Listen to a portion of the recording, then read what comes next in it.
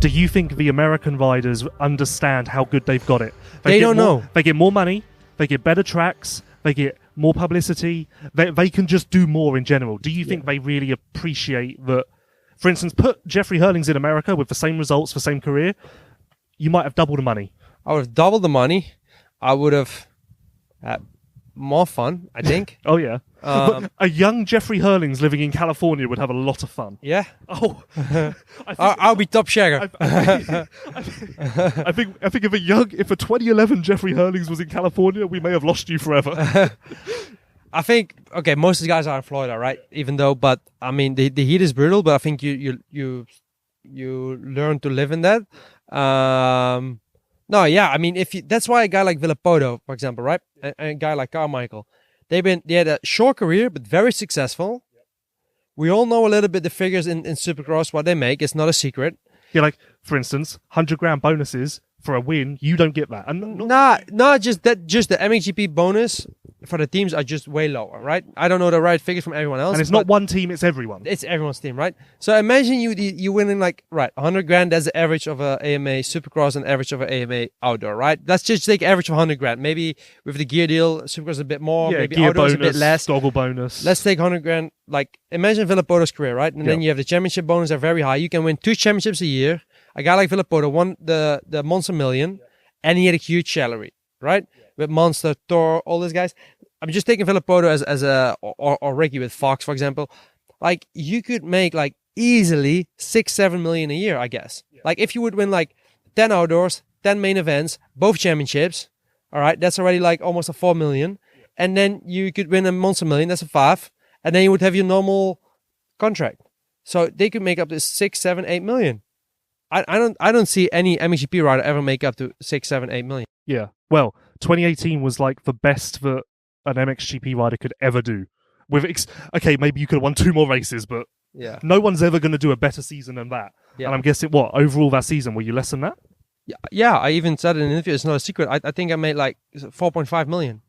That's bonuses, salary, everything included. Every single bit of money that came in from racing was like 4.5 million. Around that. Don't get me wrong, maybe it was 4.4, maybe 4.6. Well, I'll ring your accountant after this. And but it's not a secret because once it was on the news even in Holland, so I cannot make a secret about that year. That was somewhere around the 4.5 million, and that was the most perfect as you can get. You could get 2 more GP wins, but that wouldn't have made 3 million difference, let's say. No, you know what I mean? So... And I think that was a bit maybe Villopoto when he came over, he won the championship, maybe he would have taken more, but he didn't. So I think I don't imagine somebody else have ever made more in a single from just the motocross, right? Yeah. So as I did. No, I don't think so. I don't know. I don't know anyone else's contract. I mean, I don't know. I don't think the Americans understand how good they've got it. But then also, do you look at how good they've got it and get jealous? Yes and no, because I do believe I rode Supercross. You should not underestimate Supercross. Supercross is a very gnarly, difficult thing.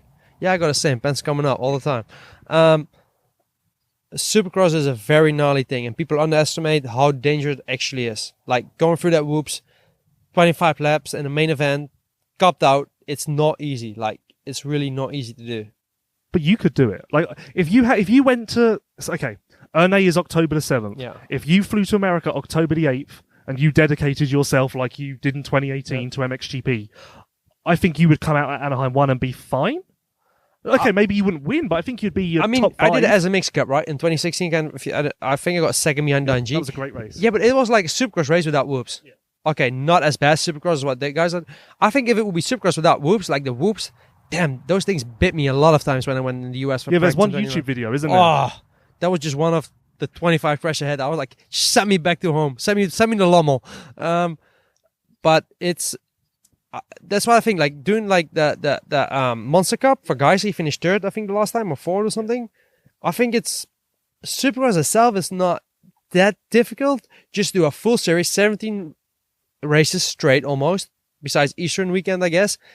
And then the whoops, because you often see a lot of crashes in the whoops, right? Maybe could have done it, yeah.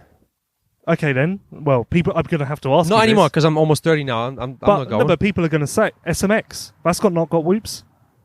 No, and I think if you would make it, make a championship like with huge bonus money for like 6 races SMX. That's what SMX is. 3 races. Big bonus money. Yeah, I know. But it's a little bit still too much. I saw the tracks. It's a little bit too much Supercross still. If you do something like the SMX they did in Germany, that's like a very mellow Supercross track.